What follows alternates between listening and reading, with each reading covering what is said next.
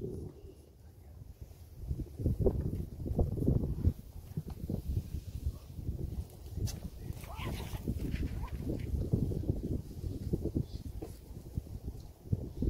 Namaste Krishna Krishna Bhutale Srimati Bhaktivedanta Swami Nityanamane Namaste Saraswati Devi Gaurudani Prachadini Nirvishesha Srimabhadi Prachadeshitari Shri Krishna Chaitanya Prabhu Nityananda Shri Advaita Radha Shiva Shri Gaura Bhaktivedanta Hare Krishna Krishna Krishna Hare Hare Hare Ram Ram Ram Hare Hare.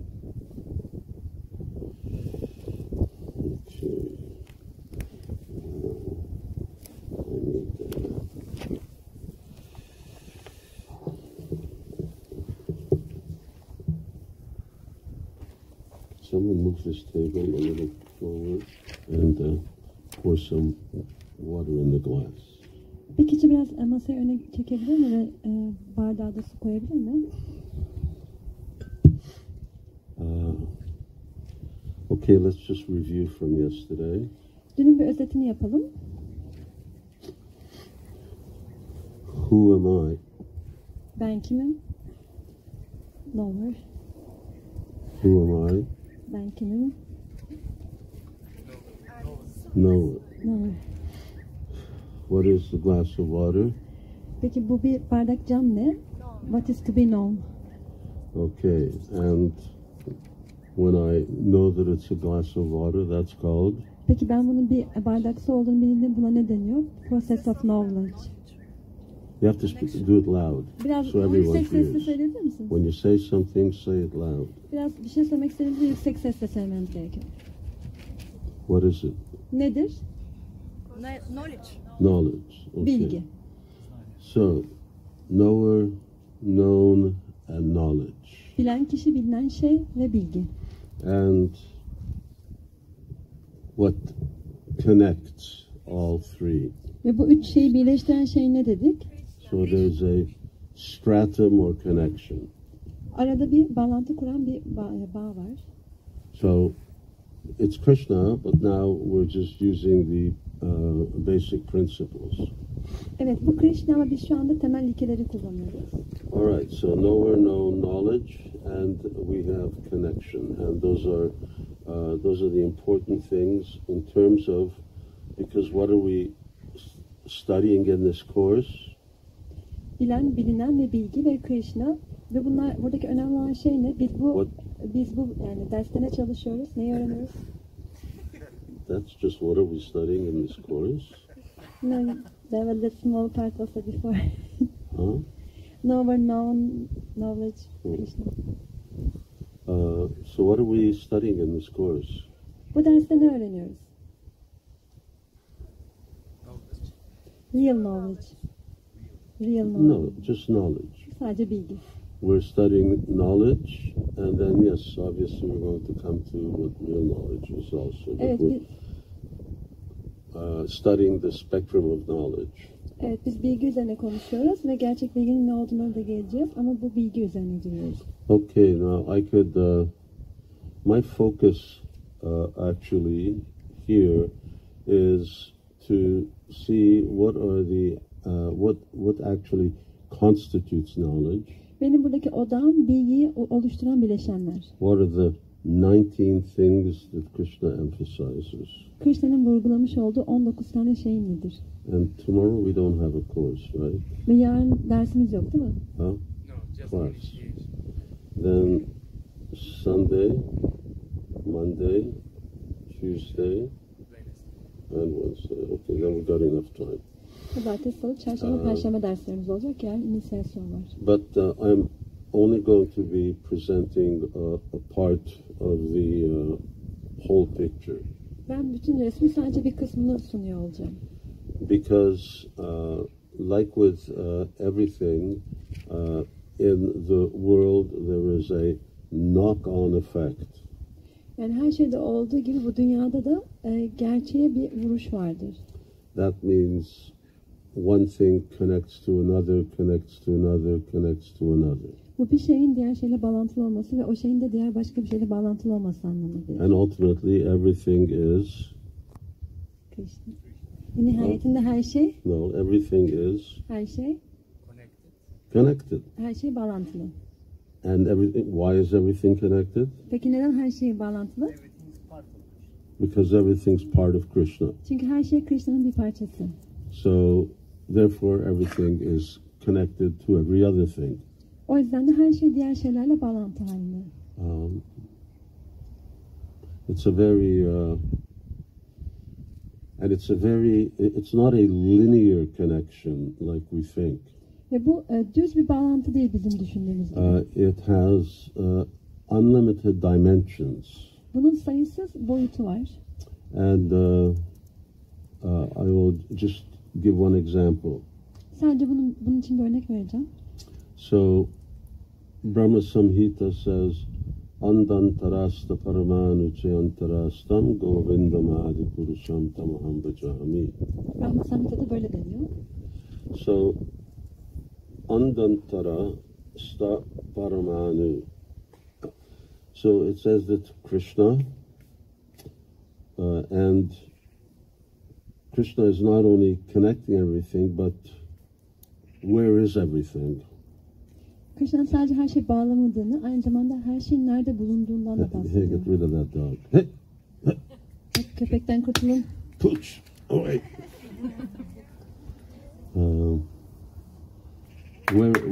Where is everything? Her şey nerede bulunuyor? Where is everything? Her şey nerede? Everything. Where is everything? Her şey nerede? In Krishna. In Krishna. Krishna'da. Okay, so everything is in Krishna. Her şey Krishna'da. So Andantarasta paramanu. Paramanu means the atom. Paramanu atom demek. So it says Krishna, along with all of his potencies and his creations, is inside Paramanu, inside every atom. Krishna bütün potansiyelleriyle ve bütün yaratılışla birlikte her atomun içinde bulunuyor. Okay, we got 1 minute to meditate on that. Bunun üzerine meditasyon yapmak için bir dakikamız var. Think what that means. That this is called manana, contemplating something. Buna manana, yani bir şeyin üzerine derin bir şekilde düşünmek deniyor.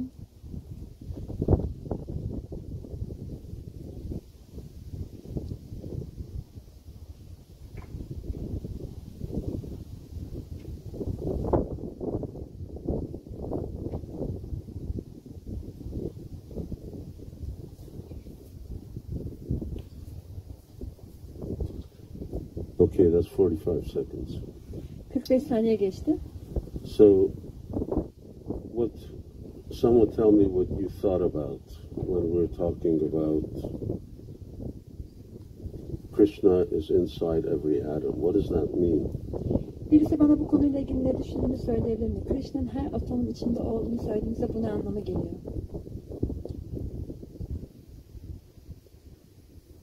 You didn't come to any conclusion.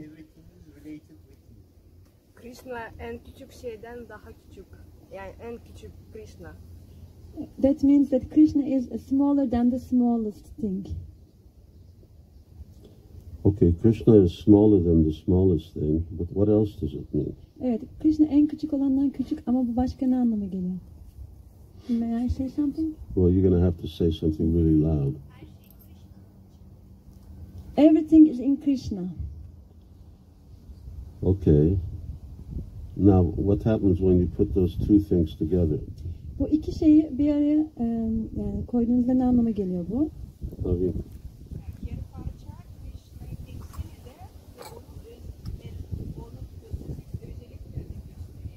Everything presents Krishna, represents Krishna, and also manifests the qualities of Krishna. No, that's not the direction we want to go in. When you put these two things in, that Krishna is inside everything, and everything is inside Krishna. Her şey Krishna'nın içinde ve Krishna her şeyin içinde. There is nothing except for Krishna. Krishna'dan başka bir şey yok. That we already know. It's inconceivability. Inconceivability. What's inconceivable? Bu yani anlaşılmaz olan şey ne? At the same time. Yeah. Bunun ikisinin aynı anda olması. Yeah, you have to see. There are so many atoms. Çok fazla atom var. Buna bakmanız gereken. In this spoon, I don't know how many billions of atoms there are. Bu kaşıkta bilmem kaç milyar atom var. This is copper and tin and bronze. Bu bakır, Copper, tin, and yeah, like that. bu bakır ve çin. Well, brass is a mixture. So anyway, this is there are many atoms here. Burada birçok atom var. Now, in every one of those atoms is what? Who? Her atom içinde Krishna. ne var? Kim var? Krishna. What is inside of Krishna? Krishna'nın içinde ne var? Everything. Evet. Everything. Everything. Her şey. So in one atom, there's a lot of atoms. Birçok atom var. Burada da birçok. In one atom, everything is situated in one atom. Ve her şey bir atomun içinde. And there are a lot of atoms, and everything is also situated in unlimited number of atoms. Ve her şey bu sayısız atomun içinde bulunuyor. Birçok atom var. Now, how can everything be in more than one atom? Peki her şey nasıl birden fazla atomun içinde olabiliyor? Are you thinking? Bunu düşünüyor So musun? how can you have everything in more than one atom? Peki bir atomdan fazla atomun içinde nasıl her şey And olabiliyor? what happens when you have Krishna in one atom of this spoon? Peki Krishna bu atomdan bu kaşın her bir atomunun içinde bulduğunuzda ne oluyor? What's inside the Krishna in the atom of the spoon? Peki bu kaşın, Hello, everybody. Are you awake? bu kaşın atomun içindeki Krishna'nın içindeki her I şey thought ne? we had a whole bunch of university students here. Burada bir üniversite öğrencileri olduğunu düşünüyordum. So what is inside? Nitelikleri Krishna'nın nitelikleri. Simple. The qualities are the qualities of Krishna. No. Krishna is What's she saying? I just want one word. spoon. Huh? Food? Spoon. Spoon. These guys are... Yeah, there's lots of spoons as well. Evet, birçok kaşık da var içinde bunun. Well, what makes up the spoons? Ama bu kaşıkları kaşık yapan şey ne? Atoms. Atomlar. So in every atom is Krishna, and inside Krishna there are countless atoms. And what's inside those atoms? Inside of the atoms, inside Krishna. Yani There's- atomlar, There's Krishna. atomların içindeki, yani Krishna'nın içindeki atomların içinde ne var? Krishna.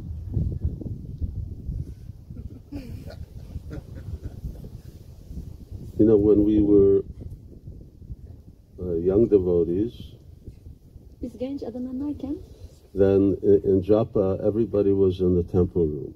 Japa sırasında herkes tapınak odasında bulunurdu. There was nowhere else you were allowed to go. Başka hiçbir yere gitmenize izin yoktu. You had to ask permission to go to the bathroom. Ve banyo gitmek için de izin istemek zorundaydınız. That's even if you were 50 years old. Ve 50 yaşında olsanız da bu geçerliydi. And if any devotee fell asleep, Ve eğer bir adanan uyuyakalırsa, we had one of these, you know, what you spray water on flowers. bu yani su sıktığınız, su sıçrattığınız spreylerden vardı. So we had Bitkileri these sulamak için flowers, we kullanılan. had these water squirters. Ve biz bu su tabancalarına sahiptik. And if they fell asleep, whoever was awake, then they would squirt them in the face with water. Ve uyuyan birisi olursa uyanık olan kişilerden birisi bu Wake su them tabancasıyla onu uyandırıyordu. We used to take chanting japa very seriously. Biz Japa'yı çok ciddiye alıyorduk. So, yeah, it's, and this is going on. In other words, how can Krishna be inside everything when he's also outside of everything? Peki Krishna her şeyin dışındayken aynı zamanda her şeyin nasıl içinde olabiliyor? So, all of this is all very inconceivable. Bunlar hepsi çok anlaşılmaz, kavranılmaz. You know, and it goes ad infinitum. Ve bu yani sonsuz bir şekilde Krishna is inside an atom. Atoms are inside of Krishna again, but it's not just him. Everything. Yani atomun içinde Krishna var, Krishna'nın içinde atomlar var ve bunun içinde sadece Krishna yok, her şey var. This tree is inside this bloom. Yani o ağaç bu Krishna'nın içinde. And in that tree there are many atoms. Ve o ağacın içinde de birçok atomlar var. And that tree is also inside all of those atoms. Ve o ağaç aynı zamanda o içindeki atomların da her birinin içinde. And if you try and draw a diagram of it, and then you see how complex it becomes. Yani bunun bir diyagramını çıkarmaya çalışırsanız ne kadar karmaşık olduğunu görebilirsiniz. So, Andantarasta Paramanu Chayantarastam. What am I talking about anyway? Ben ne hakkında konuşuyordum? What was? No, I know it's Brahmasamhita. What was? Everything is connected. Yes, everything is connected to Krishna. Her şey Krishna ile bağlantılı. And you could say without Krishna everything falls apart. Ve Krishna olmadan her şeyin çözüleceği, dağılacağını But söylüyorsun. why can't it fall apart? Ama peki neden dağılmıyor? Why Neden can't it fall dağılamıyor? apart? Neden Because it's all dağılamıyor? Krishna. Çünkü hepsi Krishna. So don't take this as an impersonal way, Bunun gayet şahsiyetçi bir yaklaşım olduğunu düşünmeyin. because although everything's in Krishna, Krishna's keeping everything together, still he's separate. Her şey Krishna'nın içinde olmasına rağmen ve o her şeyi tutan şey olmasına rağmen yine de Krishna bunlardan ayrıdır. So not only is Krishna in everything and everything is in Krishna, Yani sadece Krishna her şeyin içinde değildir ve her şey Krishna'nın but içinde Krishna's değildir. not in everything, and everything isn't in him. Ama Krishna aynı zamanda her şeyin içinde de değildir ve her şey de onun içinde değildir. Nachamatstani bhutani paschame yogamaishvaram. So Krishna says, yes, despite the fact that everything is in Krishna, still Krishna as a person is separate. Evet, her şeyin Krishna'nın içinde olmasına rağmen ve bu gerçeğe rağmen Krishna yine de onlardan ayrıdır. So yes, Achinta Veda Veda Tattva. Yani Achinta Veda. So we have experience of things being one and different. Biz aynı anda bir şeylerin bir olması ve ayrı olmasının deneyimine sahibiz. But for us, that something can be one and different at the same time, that's not possible. Ama biz bir şeyin aynı anda hem bir hem de ayrı olması deneyimine alışık değiliz. I'm 73 years old. Ben 73 yaşındayım. So okay, I can be 73 years old, and next year I'll be 74 years old. Evet, ben şimdi 73 yaşındayım ve gelecek yılda 74 yaşında olabilirim. But this year I can't be 73 years old and 74 years old at the same time. Ama ben bu yıl hem 73 hem de 74 yaşında olamam ikisini birden. But Krishna is. Ama Krishna öyle. So he's not 73. Well, was 73 years old. Evet, o 73 yaşına geldi Krishna. But even when Krishna is 73 years old, he's 16 years old. Ama o 73 yaşındayken 16 yaşındaydı aynı zamanda da. She said, well, how does he do it? Yani nasıl yapıyor bunu? Don't ask me. Bana sormayın. In fact, even Krishna may not know how he does it. Krishna kendisi de bunu nasıl yaptığını bilmiyor His olabilir. potencies are manifesting all this. Bütün bunları onun potansiyelleri gerçekleştiriyor. Okay, so we were talking, what is this talking about? Ne hakkında Connection, konuşuyoruz? yes. Bağlantı. So this connection, oh yes, it's not linear. It's not some kind of just very simple thing. Ya bu çok düz bir şey değil. It O like kadar goes basit değil. in unlimited directions, in unlimited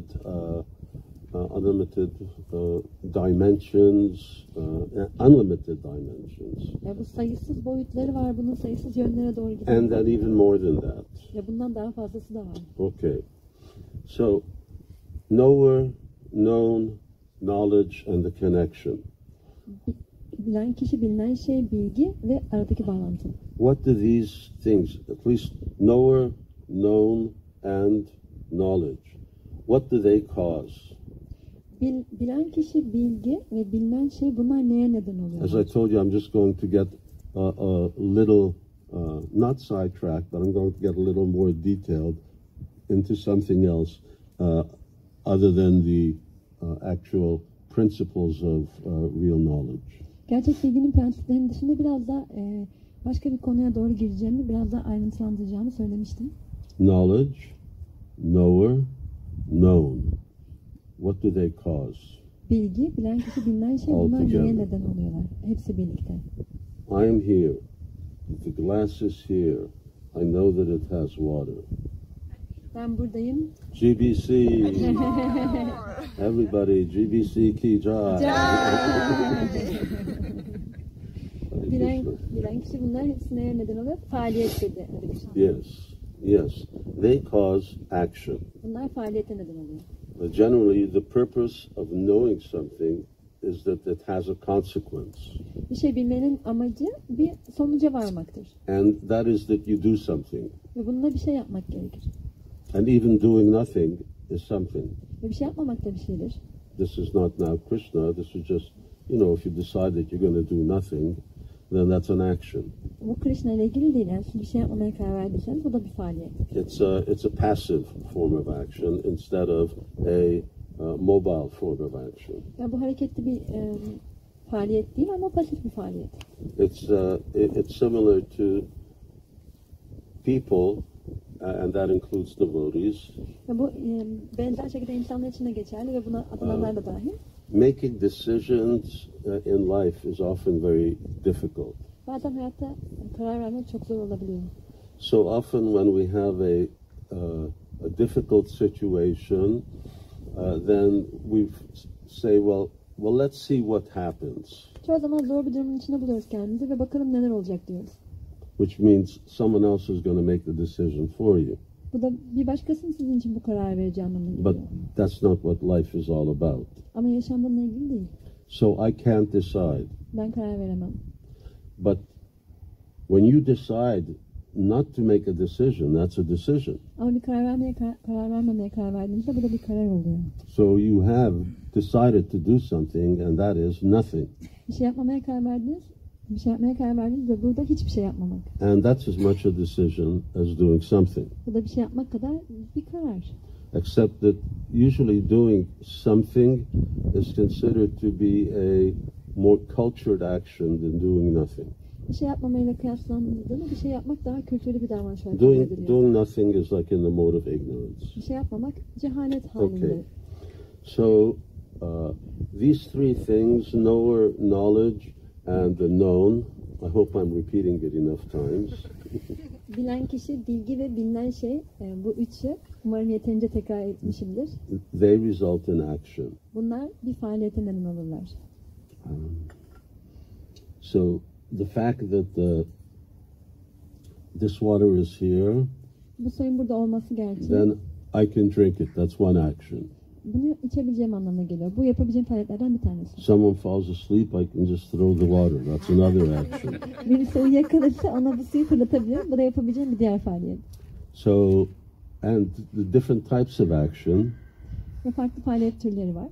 and these, what determines the types of action is what determines anything in the world. Ve bu And farklı don't say faaliyet Krishna.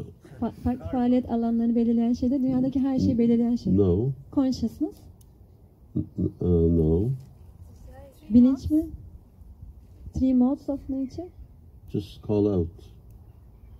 Huh? Three modes of nature. Yeah, three modes of. Evet, doğanın üç hali.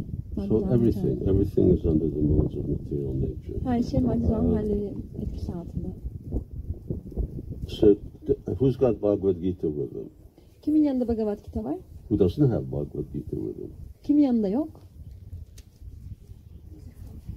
Okay, this is. I just want to. In English, they have this term, İngilizce'de böyle bir terim var. and this is about Christians. Ve bu Hristiyanların kullandığı bir terim. That he is a Bible-toting Christian. Toting means carrying. O İncil taşıyan bir Hristiyan anlamına geliyor. In other words, a real Christian is someone who has the Bible with him wherever he goes. Yani gerçek bir Hristiyan nereye giderse gitsin yanında İncil bulunduran kişidir. And a real devotee is someone who he's got his bead bag and he's got his Bhagavad Gita. Gerçek bir adanan da cephası yanında olan ve yanında Bhagavad Gita bulunan kişidir. So Bhagavad Gita and bead bag, those are compulsory. Yani Bhagavad Gita olması yanınızda ve yanınızda cephanızın olması zorunlu. So wherever you go, you take your Bhagavad Gita with you. Nereye giderseniz gidin Bhagavad Gita'yı yanınızda götürün. So long time ago, I memorized the whole Bhagavad Gita, the verses. Ben bir keresinde bütün Bhagavad Gita'nın kıtalarını ezberledim. And I did that in my spare time. Ve bunu boş zamanında yaptım. If someone would be driving me to the airport, I would be memorizing verses. Eğer bir kişi beni havalanına götürüyorsa o sırada ben kıtaları ezberliyordum. So whenever I have spare moment, I just open it up. Ne zaman vaktim olursa hemen açıp bakıyordum. So whether you have it in paper or whether you have it in your computer or telephone, it's all the same. Yani yanınızda olabilir ya da bilgisayarınızda veya telefonunuzda olabilir. And always be studying Krishna's teachings. Her zaman Krishna'nın öğretilerini çalışın. And then you'll always know what to do. O zaman her zaman ne yapacağınızı bilirsiniz. Because you will always have knowledge. Çünkü her zaman bilgiye sahip So olursunuz. knowledge will be in your hand. Bilgi her zaman elinizde olur. Okay, chapter 18, verse 18. 18. kıtada 18. bölümde 8. kıtayı okuyoruz. All together, let's say it. Hep beraber Sanskrit. söyleyelim şimdi bunu. Everyone got it? 18:18. Şimdi 18-8 okuyoruz. 18:18. Yok pardon 18-18 okuyoruz. 1, 2, 3. Jnanam gyayam parigyata trividha karma chodanaha. Enough. That's it. It was just that we wanted to chant. Knowledge, jnanam, gyayam, the object of knowledge, parigyata, and the knower are the three factors that motivate action. Knowledge, object of knowledge, and the knower. So these motivate action. Bilgi, bilginin nesnesi ve bilen kişi bunlar faaliyeti oluşturan 3 tane faktördürler. Krishna uses this term. Krishna uses this term. Knower. Krishna burada bu bilen kişi terimini kullanıyor. And I just want you to turn to, I think, chapter 13:13. 13-13'e dönmenizi istiyorum. And here Krishna talks about the knowers and knowledge. Ve burada Krishna bilen kişiden ve bilgiden bahsediyor. And we already spoke about this yesterday. This is a different verse. Krishna is describing what that is, what that knowledge is. Okay, so let's read the Sanskrit together. Here we read the whole verse. Kshetragyam chapimam vidhi. Is it 13:13 or 13:15? Siz 13-13 is Gyanam Yattat Pravakshayam. It's somewhere there. 13 what? Kshetragyam chapimam vidhi. Oh, no, sorry. That's 13:3. Yes, 13:3. Okay. 13-3'ü okuyoruz. 13:3. 1, 2, 3, 4. Kshetragyam chapimam vidhi sarvashetreshu bharataha kshetram kshetragyorgyanam yattajnanam matam namaha. Okay, in your own language, you just follow what I read out aloud. Kendi dilinizde okuduğum şeyi takip edin. O scion of Bharata, you should understand that I am also the knower in all bodies. And to understand this body and its knower is called knowledge. That is my opinion. So we spoke about ourselves, individuals, as being a knower. Biz kendimizden yani ruhtan bilen kişi olarak bahsettik. But there is another knower. Ama bir diğer bilen kişi daha var. And Krishna is the other knower. Ve Krishna da o kişi. I know what's limited to my body or my field of vision. Ben görebildiğim alandakiler ve bedenime sınırlı olan şeyleri bilebiliyorum. But Krishna knows all bodies. Ama Krishna bütün bedenleri bilebiliyor. And Krishna doesn't have a limited field of vision. Ve Krishna'nın bakış alanı da sınırlı değil. Because? Çünkü Why? He's unlimited. Huh? He's everything. Çünkü o her şey. And he knows everything. Ve o her şeyi biliyor. So, therefore, he doesn't have any problem knowing anything and everything. Ve o her şeyi bilmekte bir zorluk çekmiyor. So, Krishna says, I know everyone and everything. Krishna diyor ki ben herkesi ve her şeyi biliyorum. And now he defines what knowledge is. Ve şimdi de bilginin ne olduğunu tanımlıyor. To understand this body, Bu bedeni anlamak and the knower in this body is called knowledge. ve bu bedendeki bilen kişiyi anlamak bilgidir. This is a summary a summary of what Krishna will explain a little later on in the 18th, whatever chapter. What chapter is that we're going on with all the different, I can't. What chapter? 13. 8 to 12. Okay, so that's just a little further on down the road here. Krishna daha sonra 13. bölümde açıklayacaklarını burada bir giriş yapıyor, özetini söylüyor. All right. So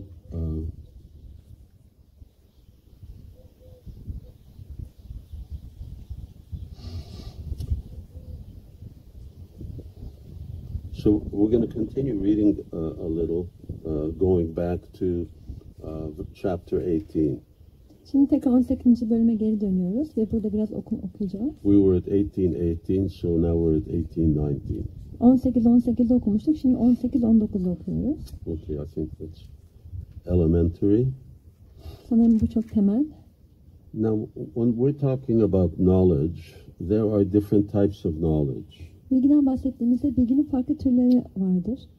And here the point that Krishna makes, Burada Krishna'nın vurguladığı nokta şu, or at least the conclusion that we're drawn to, ya da en azından bizim vardığımız sonuç şu, is that according to the type of knowledge you have a corresponding type of sahip olduğunuz bilgi türüne göre onunla ilişkili olan neye sahipsinizdir? action. Action. Bir faaliyete. Knowledge results in action. Bilgi faaliyete neden olur. So you have a corresponding type of action. Yani ona uygun bir faaliyette bulunursunuz. And what are our actions called? If you put them all together, what is it called? Bütün faaliyetlerimizi bir araya getirirsek buna ne diyoruz? One word. Tek bir kelimeyle. Life. Life. Life. Life. Very good. Çok iyi. You saw my notes. Sen benim notlarımı gördün. Yes. You put all our actions together, that's life. Bütün yani faaliyetlerimizi bir araya koyduğumuzda, getirdiğimizde bu yaşamdır. So according to our different types of knowledge, we're going to lead a different types of life. Ve sahip olduğumuz farklı bilgilere göre farklı bir yaşam sürdüreceğiz. And what determines what types touched upon just earlier? Daha önce bahsettiğimiz bir şeydi. Farklı bilgi türleri vardı. Bunlar ne tür bilgiler olabilir? According to different modes of material nature. Yes, according to the modes of material nature. Maddi doğan hallerine bağlı olarak. Is someone not clear about what the modes of material nature is? Maddi doğan hallerinin ne olduğuyla ilgili açık olmayan bir şey var mı? It's okay. I just want to know Yani whether we bilmeyen var need to mı? explain it. Maddi doğan hallerinin ne olduğunu bilmeyen var mı aramızda? So everyone knows what the modes of nature are. Sadece yani açıklamak için soruyorum. Bilmeyen varsa söyleyebilir. There are some. Huh? There are newcomers, so Okay. Yeni gelenler var, onlar bilmiyorlar. Okay, let's just explain it very briefly. Çok temel bir şekilde açıklayalım. That what do we call this world around us? Biz etrafımızdaki dünyaya ne diyoruz? Material world. The question isn't so good, but anyway, just give me some answers. Bana biraz cevap verin. Ne diyoruz etrafımızda Not dünyaya? quite.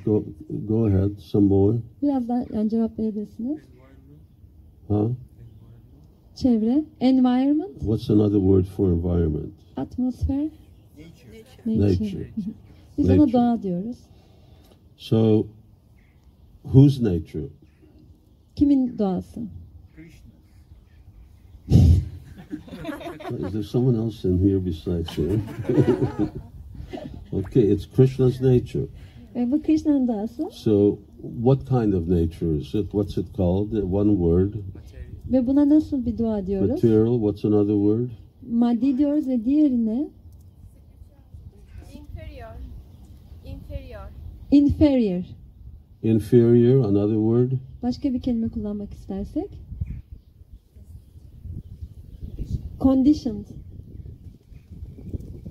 Well, it's not conditioned. Yani bu koşullu değil aslında. Illusory. Another word. Yani yanıltıcı. Temporary. No. Well, now, what another word? Başka bir kelime. Exterior. External nature. External. Yes. It's also Krishna's external nature. Krishna'nın dışsal enerjisi. And then Krishna has an internal Ve nature. onun bir de içsel olan bir doğası The var. external nature is temporary, internal nature is eternal.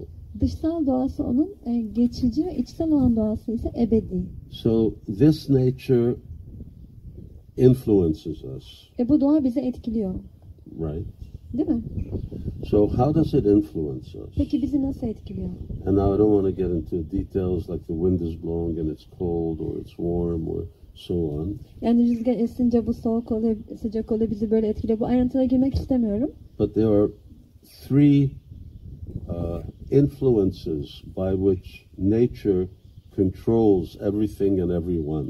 Herkesi ve her şeyi bu maddi doğanın etkilediği ve kontrol ettiği 3 tane temel etkisi var.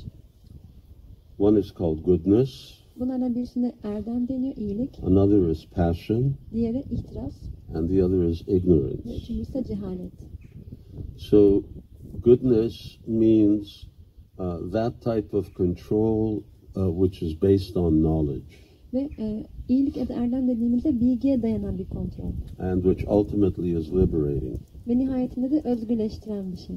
And passion is a desire for enjoyment and for enjoying the results of the fruits of our action. Faaliyetlerimizin meyvelerinden zevk almak ise ihtiras hali oluyor. And ignorance is things that make no sense, have no purpose, have no direction. Cehalet ise hiçbir anlamı olmayan, hiçbir yönü olmayan şeyler anlamına geliyor. So these are the three modes of nature. Ve bunlar maddi doğanın 3 hali. Mode means it means the ropes or the circumstances of nature. Mod dediğimiz şey aslında bu doğanın yarattığı koşullar ya da ipler. And because everything is in nature, Çünkü her şey doğanın içinde bulunduğu için therefore everything is influenced by these three modes. o yüzden her şey bu 3 tane halin etkisi altında kalıyor. Okay. I will read English, and to yourself you're reading starting 18:9, verse 18:9. Ben İngilizcesini okuyacağım, siz de kendi dilinizde Türkçesini okuyabilirsiniz. Now, Krishna is talking about, according to the three modes of material nature, there are three kinds of knowledge, action, and performer of action. Now hear of them from me. So, Krishna is saying the modes of nature influence knowledge, it influences how you act, and it influences you. Krishna burada diyor ki maddi doğanın halleri bilgiyi etkiliyor, yaptığınız faaliyeti etkiliyor ve sizi etkiliyor. We won't get into so much detail into all of these three things, but let's hear about the three kinds of knowledge. Bu 3 şeyin içine girmeyeceğiz daha ayrıntılı bir şekilde ama şimdi bu 3 şey hakkında duyalım. That knowledge by which one undivided spiritual nature is seen in all living entities, though they are divided into innumerable forms, you should understand to be in the mode of goodness. So goodness means that knowledge and goodness means that I know that although all of you all look different, within everybody is an identical spiritual spark. They're individuals, but the same spiritual spark, the same dimension. Here, some of you are bigger and smaller and wider and thinner and so on. So the soul is all the same. It's of the same substance, and it's identical except for the individuality that we all have. Ve bilgi halindeki, aslında erdem halindeki bilgi şu anlama geliyor. Yani ben hepiniz farklı şekilde görünüyor olmanıza rağmen biriniz küçük, biriniz büyük, biriniz ince, biriniz daha belki kilolu ya da şişman. Hepinizin içinde aynı kıvılcımın olduğunu ve aynı ruhun bulunduğunu biliyorum. Now, knowledge in the mode of goodness obviously means more than that. Ve tabii ki erdem halindeki bilgi bundan daha fazlası anlamına geliyor. Krishna is just giving something which summarizes everything. Krishna burada her şeyi özetleyen bir şey söylüyor. So your body, the grass, the tree, the birds, the horses, the dogs, different bodies, same type of soul. Sen, buradaki bulunan ot, ağaç, köpekler ya da atlar hepsi farklı bir bedene sahipler ama aynı ruha sahipler. Next one. That knowledge by which one sees that in every different body there is a different type of living entity you should understand to be in the mode of passion. So knowledge where I think that because everybody looks different, therefore everyone is different. İhtiras halindeki bilgi ise herkes farklı göründüğü için herkesin farklı olduğunu düşünmek anlamına geliyor. We're all different beings. Hepimizin farklı canlı varlıklar olduğunu We don't düşünüyoruz. see the spiritual nature, we just see the external. Spiritüel doğasını görmüyoruz insanların ama oradaki canlıların ama oradaki maddi doğayı görüyoruz. And this will be important in our actually understanding this knower, knowable, and knowledge. Bu da bizim anlayışımız için önemli. Bilen kişi, bilinen şey ve bilgiyle ilgili olan. So next one. And that knowledge by which one is attached to one kind of work as the all in all, without knowledge of the truth, and which is very meager, is said to be in the mode of darkness. So here we're simply talking about work, comfortable life, not even thinking about who and what things around us are. We're just obsessed with ourselves. Burada da işten bahsediyoruz ve tek bir işe bağlı olmaktan ve etrafımızda ne olup bittiğini farkında olmadan bir şeye çok fazla bağlanmış olmaktan bahsediyoruz. So in short, knowledge and goodness means knowledge of the soul. Erdem halindeki bilgi, ruhun bilgisi demek. That knowledge by which Prabhupada in the purport says produces many different types of theories based on mundane logic and speculation. Ve dünyevi mantığa dayanarak ve spekülasyona dayanarak birçok teoriler ortaya koyan bu bilgi türü ise açıklamasıyla Prabhupada böyle diyor. Science, all the different, I'm not talking now just of mechanistic science, but all the different sciences, the soft sciences as well. Ben sadece mekanik bilimlerden bahsetmiyorum bilim derken burada. Daha or arts. Yani daha düşünsel bilimlerden de bahsediyoruz yani sanat gibi. So that is knowledge in the mode of passion. Bu da itiraz halindeki bilgi. And knowledge that's only about I have to take care of number one. Ve yani buradaki bilgide ben kendimle ilgilenmeliyim. Keeping my body comfortable. Yani kendimi rahatlatmalıyım. That's knowledge in the mode of ignorance. Bu da cehalet halindeki bilgi oluyor. So different types of knowledge. Farklı türdeki bilgilerden bahsediyoruz. And the different types of knowledge result in Different action. Different action. Different actions. Ve farklı türdeki bilgilerde neye neden oluyor? Farklı faaliyetlere. Okay, let's just continue a little further. Şimdi biraz daha ilerleyelim. In chapter 18, that action which is, are we there? That action which is regulated and which is performed without attachment, without love or hatred, and without desire for fruitive results is said to be in the mode of goodness. So passion was attachment and goodness is duty. İhtiras bağlılığa neden oluyordu.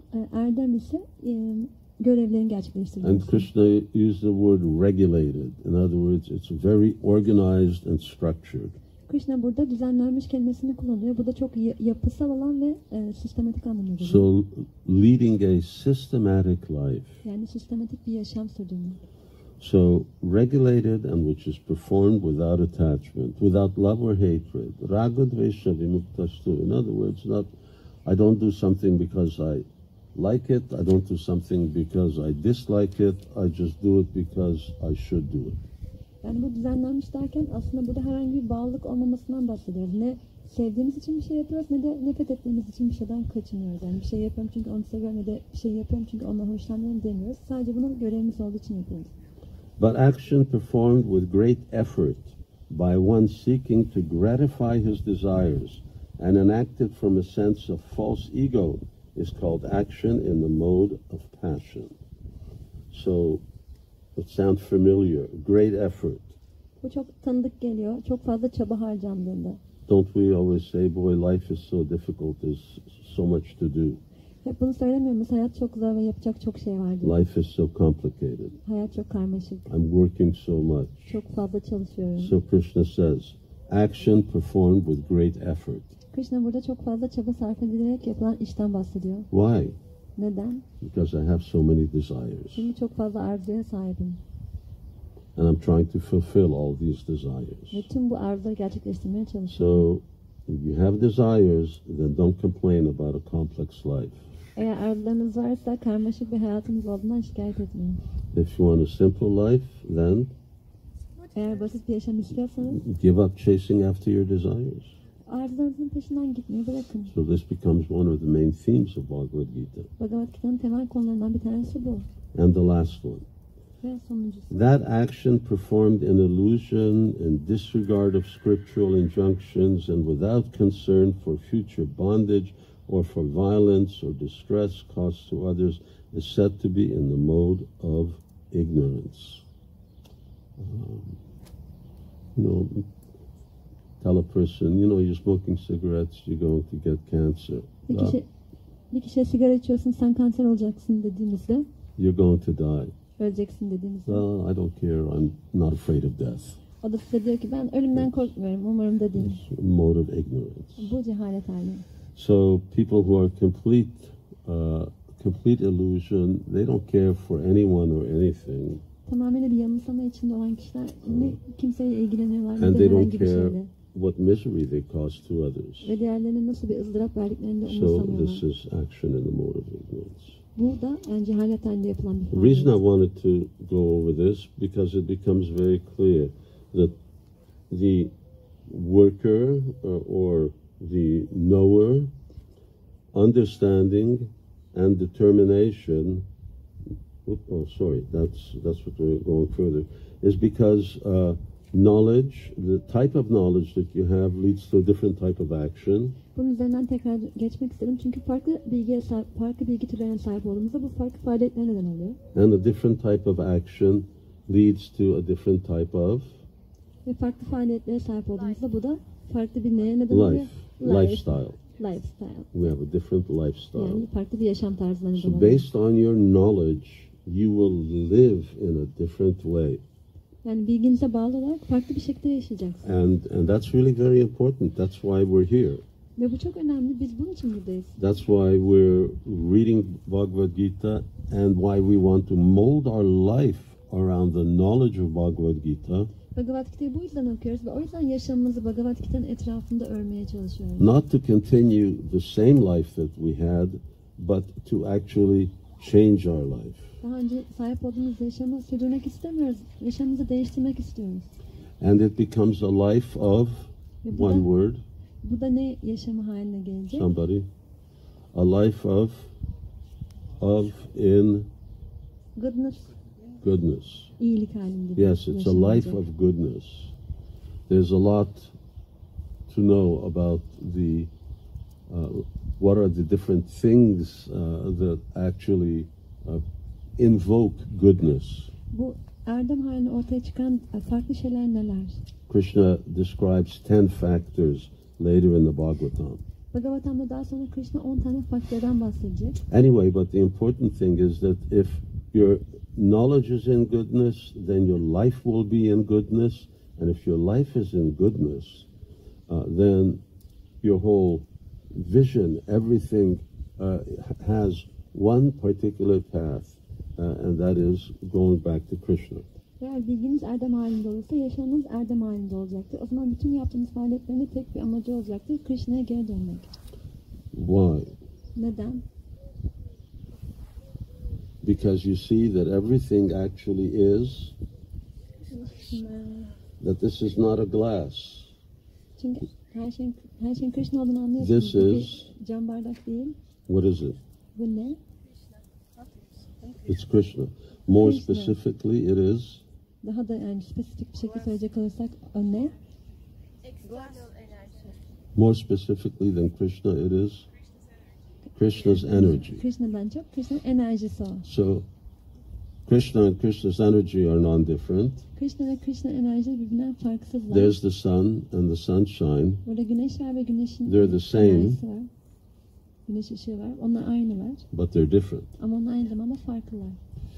So that ultimately we don't just see a glass, but actually we see this is Krishna's energy. Biz bunu bir cam olarak değil, Krishna'nın enerjisi olarak görüyoruz nihayetinde. And when you see Krishna's energy everywhere, Ve Krishna'nın enerjisini her yerde görmeye başladığımızda then what happens? o zaman ne oluyor? You feel the connection. What's that called? Peki buna ne deniliyor? Krishna consciousness. Yes, then you're Krishna conscious. O zaman Krishna bilinçli oluyorsunuz. When you see a tree, then, you know, you're thinking of trees. Siz hani bir ağaç gördüğünüzde ağaçları düşünüyorsunuz. But when you think the tree is Krishna's energy, then you're thinking of Krishna. Ama ağacı gördüğünüzde bunun Krishna enerjisi olduğunu düşünüyorsanız o zaman Krishna'yı düşünmüş oluyorsunuz. So, 10th chapter, this is what Krishna talks about. 10. kantoda Krishna bundan bahsediyor. Yadyad vibhutimat sattvam srimat urjitva eva. Everything is just my potency energy. Hani 10. bölümde her şey benim potansiyelim, benim enerjim diyor. So, you know, when you see a tree, then I don't know, you can sit here when everybody's gone in and eat a bar of chocolate Yani siz ağacı gördüğünüzde herkes or ice cream. herkes buradan gittiğinde bir çikolata yiyebilirsiniz veya dondurma yiyebilirsiniz. But when you think, oh no, that's Krishna and Krishna's energy, Ama siz ve bu Krishna ve bu Krishna enerji and diye düşünürseniz, he's seeing what I'm doing, o ne yaptığımı görüyor diye düşünürseniz, so then you give the chocolate to the dog. o zaman çikolatayı köpeğe verebilirsiniz. And so different type of action Farklı faaliyetler neden oluyor. based on my knowledge of how I'm relating to something. Bir şeyle nasıl bağlantı kurduğuma bağlı olarak bu değişiyor. Now Krishna goes on to describe three other things. Ve Krishna devam ediyor. 3 tane daha şeyden He bahsediyor. talks about the type of worker. Çalışan kişilerden bahsediyor. In other words, what's the difference between a worker and a knower? Yani çalışan kişiyle bilen kişi arasındaki fark ne? One has in action is in action. Yeah, the person who's actually doing an action. So I'm a knower as long as I know that the glass is here, but I'm a worker once I do something with the glass. Ben bu camın burada olduğunu bildiğimde bilen kişi oluyorum ama bir şey yapmaya başladığımda çalışan kişi olmuş oluyorum. So the type of action that we perform, Yani bizim sergilediğimiz faaliyet türü type of understanding, ve and sahip the olduğumuz type of determination. anlayış ve kararlılık. So you're inclined to do some action. Biz belli bir faaliyette bulunmaya meyilli oluyoruz. An action that you do is more or less synonymous with the worker that you are. Ve yaptığınız faaliyette nasıl bir çalışansanız onunla ilişkili oluyor. What is understanding in this whole picture? I don't know whether this is getting a little complex here. Bu resimde anlamamız gereken şey ne? Belki bu biraz What has karmaşık hale geldi. understanding got to do with knowledge? Anlayışın bilgiyle ne alakası var? It's a realization. Understanding is a realization that we Well, let's not use this word realization Bu because kelimeyi kullanmayalım it's sort of farkındalık a diye. spiritual world. Anlayışla bilginin ne ilgisi var dedik? What's understanding? Anlamak ne? Application, possible to apply the knowledge. What kind of application? Nasıl bir uygulamadan bahsediyoruz? I know that there is a glass here. Ben burada bir cam olduğunu biliyorum. Bir cam bardak olduğunu. But now that I know it, how do I apply that knowledge intellectually? How do I understand that knowledge? Peki entelektüel olarak ben bu bilgiyi nasıl anlıyorum? So understanding means that how you interpret knowledge that you gather. Anlayış demek aslında sahip olduğunuz bilgiyi nasıl yorumladığınız, topladığınız bilgiyi nasıl yorumladığınız You know, if I happen to have double vision, eğer benim ikili bir bakış açım varsa, then my eyes interpret it that there's not one glass here, there's two glasses. o zaman ben çift görüyorsam, o zaman burada iki tane bardak olduğunu düşüneceğim, So, bir tane değil. I have one knowledge that there's glass here, but actually it looks like it's two. Aslında bir cam bardak var ama ben iki tane olduğunu düşünüyorum. Or I can understand, I can have a different type of understanding as to how to actually relate to that knowledge. Ve bu bilgiyle nasıl bir ilişki kuracağıma dair farklı bir anlayışa sahip olabilirim. And what's determination? Ve kararlılık ne?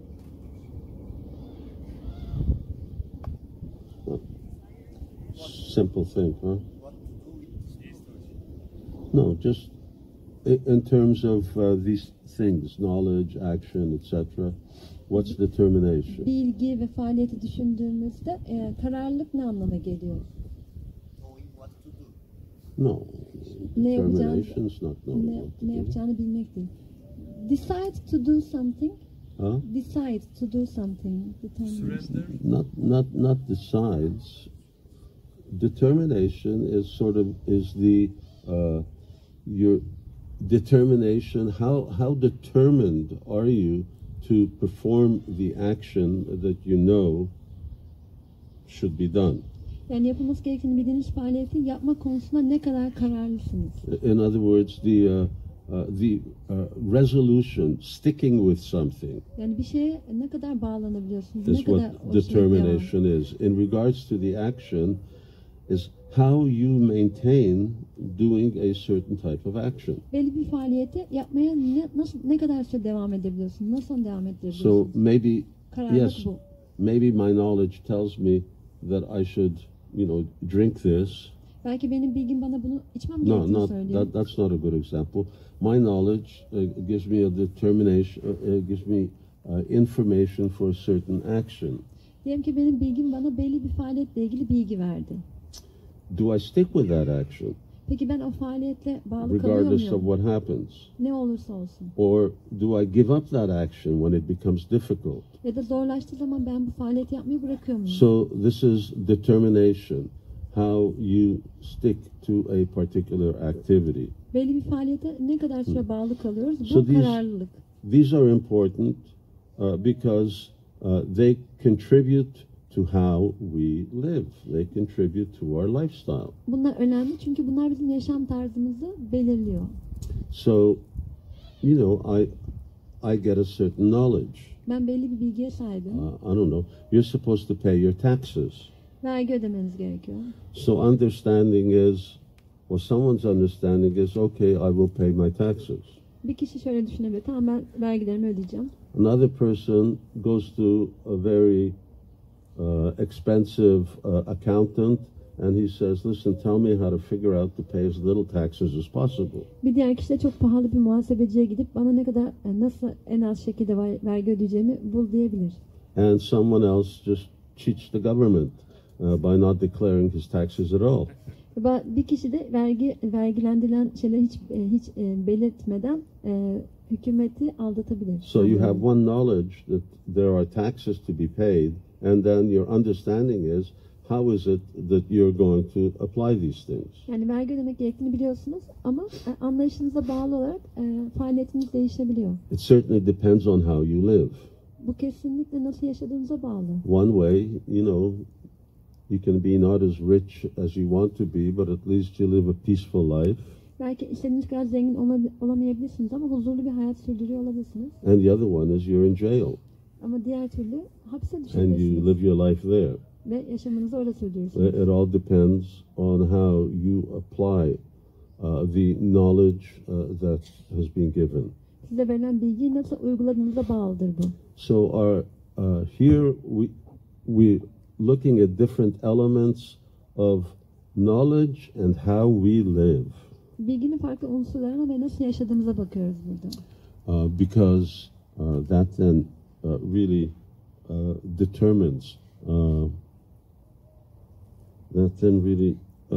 determines the type of life that we choose for ourselves.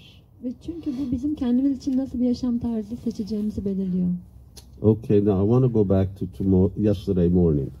Ben dün sabaha dönmek istiyorum. And we're talking about the knower, the known, and knowledge. Biz bilen kişiden, bilinenden ve bilgiden bahsediyoruz. Everything is based on what? Her şey neye dayanıyor? Our whole perception of things is based on one primary factor. Bizim bütün her şey algılayış şeklimiz bir tane temel faktöre bu dayanıyor. We started with that yesterday. Biz dün bununla başlamıştık. It depends on who we think we are. Exactly. Bu bizim kim olduğumuzu düşünmemize bağlı. Who do you think you are? Sen kim olduğunu düşünüyorsun. So it's a matter of who you think you are. Kim olduğunu düşünüyorsun. Buna bağlı. So when your spirit soul, when you think your spirit soul, you're going to, everything falls into line behind that. Eğer ruh canı olduğunu düşünüyorsan her şey bunu takip edecektir. And when you think that you're this body, then everything falls into line after that. Ve eğer beden olduğunu düşünüyorsan, bu beden olduğunu düşünüyorsan yine her şey buna göre gerçekleşecektir. Now what's our situation? Bizim durumumuz ne? Our situation is that we have this knowledge that we're not this body, Biz bu beden olmadığımız bilgisine sahibiz. and yet we're still struggling to act like spirit soul. Ama yine de ruh canlılar gibi hareket etme konusunda zorlanıyoruz, mücadele ediyoruz. And we want to get to this stage of what it means to actually live like a soul.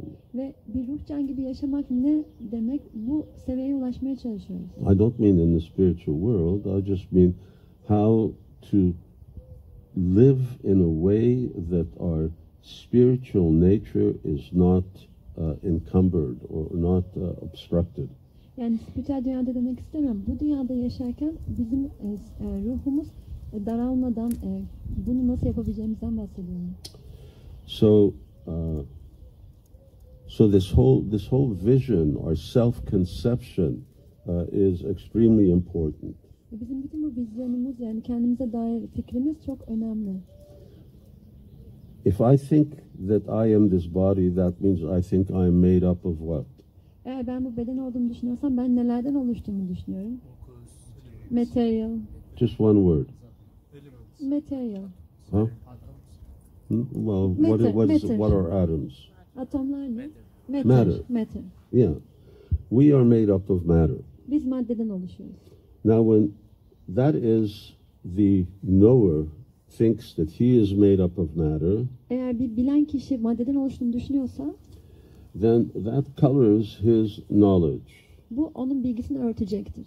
And Krishna had pointed out in both the mode of passion and mode of ignorance, then you have a material knowledge. Ve Krishna bundan bahsediyor. Yani hem itiraz halindeyken hem de cehalet halindeyken maddi bir bilgiye sahip oluyoruz. And which means that I relate to everything in terms of matter. Bu da her şeyle madde üzerine ilişki kurduğum anlamına geliyor. And I'm interested in material things. Ve maddi şeylere ben ilgi duyuyorum. And I'm interested in material knowledge. Ve maddi bilgiye ilgi duyuyorum. History, geography, chemistry, physics, mathematics, it's endless. Tarih, coğrafya, kimya, fizik, matematik, bunun sonu yok. Material knowledge which is based on my conception that I'm matter. Yani bu benim madde olduğum fikrine dayanan maddi bilgi. So, for instance, Prabhupada, when it came to education, Prabhupada would always say, you just need a little knowledge. Şrila Prabhupada eğitim konusunda sadece çok az bilgiye sahip olduğunu söylüyor. Just what it takes to live. Sadece yaşamak için gerekli olan kadar. And what it takes to feed yourself and so on. Kendinizi yani doyurmaya yetecek kadar olan.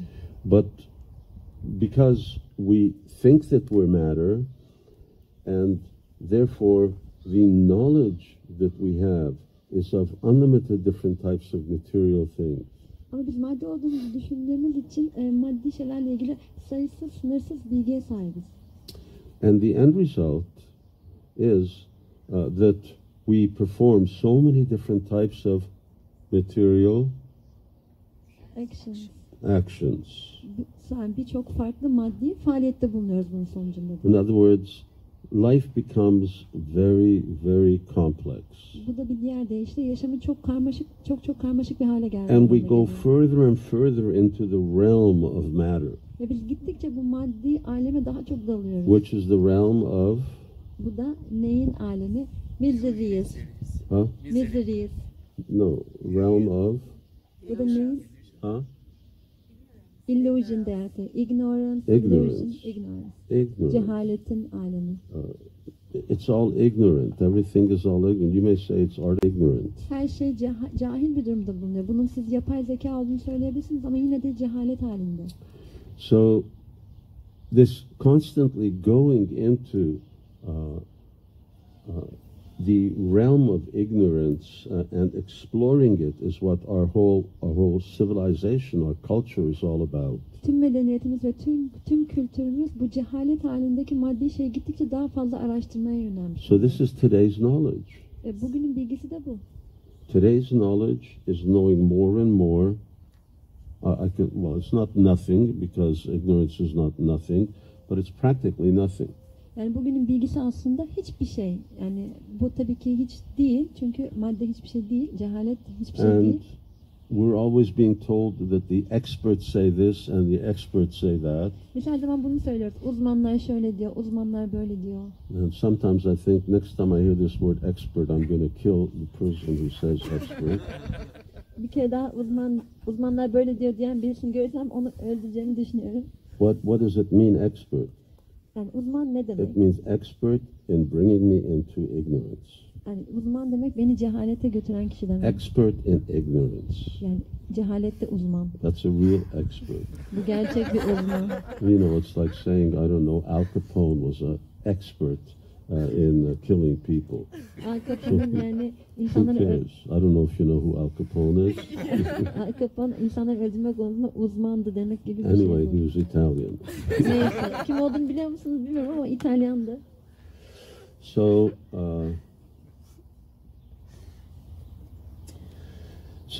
this is sort of the realm of matter, and what is this conception that I am matter called?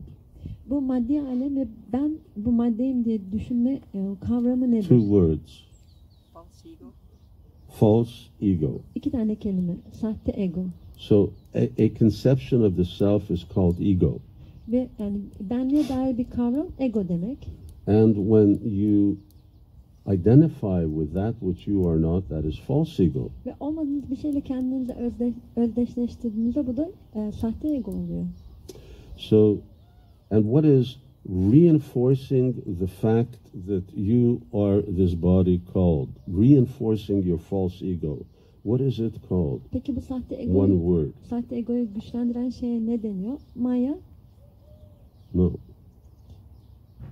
As relates to the world we live in. Yani bu dünyadaki şeyle ilgili olarak bu Reinforcing that you are this body. Bu beden olduğunu düşündürten şey ne? Building up, constructing your false ego, your false conception of yourself. Ve kendinize dair böyle bir sahte ego geliştirmenize neden olan şey ne? That is called education. Buna eğitim deniyor. And another word for it is called brainwashing. Ve bir diğer kelime de bunun için kullanılabilecek olan beyin yıkama. This is what education is all about. It's about brainwashing and convincing you, because brainwashing is convincing you that you're what you are not. Çünkü hani eğitim bu. Eğitim aslında bir tür beyin yıkama. Çünkü size olmadığınız bir şey olduğunuza ikna ediyor. Convincing you that you're something else other than what you are not. Yani sizin olmadığınız bir şey olduğunda size ikna ediyor. Therefore, although in the world today, scientists and experts are considered to be like the demigods of the world, Bu dünyada yaşadığımız dünyada bilim adamları ve uzmanlar bu dünyanın yarı tanrıları gibi kabul edilseler de from the perspective of Krishna consciousness, they are the demons.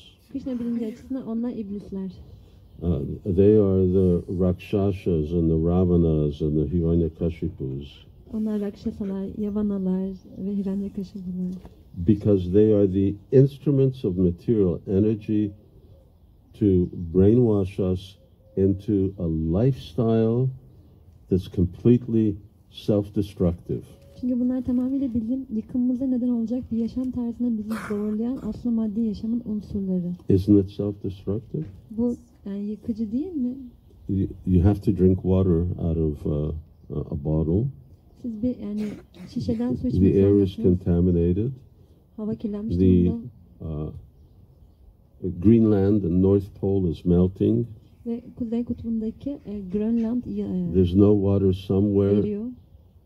Pakistan, 1/3 of a country underwater. It's inconceivable. Yani bir ülkenin 1/3 su altında ve o ülkede susuzluk çekiliyor. Bu Could you anlaşılmaz bir imagine şey. 1/3 of Pakistan underwater? Yani Pakistan 1/3 Excuse me, 1/3 of Turkey underwater. yani Türkiye'nin 1/3'inin sular altında kaldığını düşünebiliyor musunuz? And in Europe, the River Rhine is drying up. Ve Ren Nehri de kuruyor Avrupa'da. There are multiple rivers. In Italy, the River Po is drying up. Ve birçok farklı nehir var bunun gibi. İtalya'da da Pol Nehri. And there kuruyor. are so many other places where you have phenomenal drought. Ve başka yerlerde de çok büyük bir kuraklık yaşanıyor. You know, they're starting to regulate what now your gas is cut off. Gazı kesmeye başladılar. My point is that it's self-destructive. Yani benim söylemek istediğim nokta We're yıkıcı destroying olması. ourselves, and you know, we have atom bombs Kendimizi yok ediyoruz. Atom bombalarımız var. that can destroy humanity many times over. Yani birçok kereler insanlığı yok edecek güce sahip bu bombalar. That's an example of what ignorance is. Cehaletin ne olduğuna dair bir örnek bu. It's not enough if I kill you once. Yani bu yeterli değil seni bir kere öldürmem. I have to be able to kill you 100 times. Seni 100 kere öldürebiliyor olmam lazım. Why? Neden? There's no answer. Bunun bir cevabı yok. It's just senseless. Bunun hiçbir anlamı yok. So, but then there's another type of vision. Ama bir de diğer bir vizyon And var. that other vision is when you know that you are spirit soul. O da sizin ruhcan olduğunuzu bildiğinizde sahip olduğunuz vizyon. When you know that you are spirit soul, this is the enlightened vision. Ruhcan olduğunuzu bildiğinizde bu aydınlanmış bir versiyon oluyor.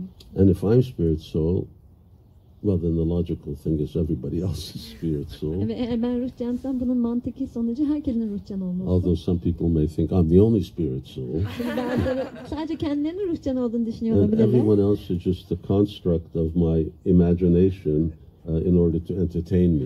Ve diğer herkes de beni eğlendirmek için benim zihnimin yarattığı şeyler. So, philosophy like that. Bunun gibi bir felsefe de olabilir. So, and therefore, knowledge is no longer delving into ignorance, Bilgi bu şekilde artık cehalete saplanmış durumda olmuyor. but it means researching into the spiritual. O zaman spiritüel olanı aramaya başlıyor, araştırmaya. And that's called self-realization. Ve buna da benlik idraki deniyor. And that's real knowledge. Bu da gerçek bilgi. And I'm just cutting it short because we're at our time. Şimdi biraz kısa keseceğim çünkü zaman azalıyor. And also because it's gotten cool. Ve biraz da serinlemeye başladı. So that's real knowledge, and that's what this Krishna consciousness is about. Gerçek bilgi bu ve Krishna bilinci de bununla ilgili. At the last minute, Son anda before you're all about to die, Yani hepiniz ölmeden önce the Krishna consciousness movement is giving you an opportunity to actually live life. Krishna bilinci hareketi size gerçek bir yaşam yaşamanız için bir şans veriyor. To live like human beings are meant to live. İnsanların yaşaması gerektiği gibi bir hayat yaşamak. Because the tree, the dog, the horses, the grass, the difference between all of those and us Çünkü ağaç, köpek, at ve çim ve bizim aramızdaki fark is we have the ability to understand, to comprehend. bizim anlama şansımızın, kavrama şansımızın olması. We think. Biz düşünüyoruz. And our thinking has been given to us to think about who we are and why we're suffering. Ve bize bu düşünme şansı kim olduğumuzu ve neden acı çektiğimizi düşünmemiz için verildi. And how to bring an end to our suffering. Ve bu acımıza nasıl son verebileceğimizi anlamak için. So, but it depends on the ego has to be our true ego, which is that we are spirit soul. Ama bu gerçek bir egoya sahip olduğumuzu ve ruhcan olduğumuzu anladığımızda mümkün. And that's why I said this is the first thing people should be taught in school. Bu da o yüzden okulda insanlara öğretilmesi gereken ilk şey. Because it is the basis of what? Çünkü bu neyin temelini oluşturuyor? It's the basis of the life that they're going to live. Çünkü onların yaşayacakları yaşamın temelini oluşturacak. If you think you're matter, you're going to go this direction. Eğer madde olduğunuzu düşünürseniz bu tarafa doğru gideceksiniz. And spirit, you're going to go in that Ve direction. eğer ruhcan olduğunuzu düşünürseniz bu tarafa doğru. And when you're systematically robbed, we live in a secular world. Secular world means that I'm denying you the ability to be educated in spiritual science. Bir laik bir dünyada yaşıyoruz ve spiritüel bilim konusunda eğitilme şansımızı bizden alıyor bu. Bizi soyuyor devamlı. I'm not talking about religion. Ben bir dinden bahsetmiyorum. We're talking about real spiritual science. Ben gerçek spiritüel bilimden bahsediyorum. So this is what secular world is all about. Laik dünyada bu anlama geliyor. Okay, well, you go to church, etc. Siz kiliseye gidiyorsunuz But- vesaire. Religion has nothing to do with education, with work, with politics, with anything else. Religion and God has got nothing to do with life. It's your own personal affair. Ama dinin eğitimle, işinizle, yaşamınızla, politikayla hiçbir alakası yok. Din tamamıyla ayrı bir şey ve siz ayrı bir yaşam yaşıyorsunuz. And this is what later in chapter 16 Krishna will call the demoniac way of life. Ve 16. bölümde Krishna'nın daha sonra iblisvari yaşam dediği şey de bu. Satyam apatishtam te jagadahura nishparam aparaspara sambhutam kimannat kama hoitikam. So this is what demon life means, the life of a demon or demoniac life. İblisvari bir yaşam, yani bir iblisin yaşamı böyle aslında. People are good, but they are misled. İnsanlar iyiler ama kötü şekilde So yönlendiriliyor. Krishna consciousness means giving a chance to actually live a good life, live a life that has value. Krishna bilinci ise iyi bir yaşam, yani bir değere sahip bir yaşam yaşama şansı veriyor. And that, how do we do that? Well, we'll continue that on Sunday. Peki bunu nasıl yapacağız? Pazar günü buna devam edeceğiz. And then we will start talking about the 19 elements of knowledge, Sonra biz bilginin 19 tane unsurundan bahsedeceğiz. or the 19 aspects of practice that actually constitute the spiritual knowledge that actually leads us towards Krishna. Bizi Krishna'ya götürecek olan spiritüel bilgiyi oluşturacak olan 19 tane pratikten bahsediyor olacağız. Leads us from darkness into light. Bizi yani karanlıktan ışığa doğru Now çıkaracak olan hit şey. that phrase. Leads us from ignorance to real knowledge. Bizi cehaletten gerçek bilgiye çıkaracak olan. So, Hare Krishna. Yani Hare Krishna. You can see that there's so much in the Bhagavad Gita, Görüyorsunuz ki Bhagavad Gita'da çok and fazla that's şey why it's var. not enough to read it. Bunun için bunu okumak tek başına yeterli değil. You have to study it, and the best thing is to also study it under the guidance of other devotees. En iyisi bunu çalışmak, yani bunu çalışmak gerekiyor ve en iyisi de bunu diğer adananların rehberliğinde yapmak. Hare Krishna. Hare Krishna. Jai Srila Prabhupada ki jai. Isone Shivaram Swami Maharaj ki Hare Krishna.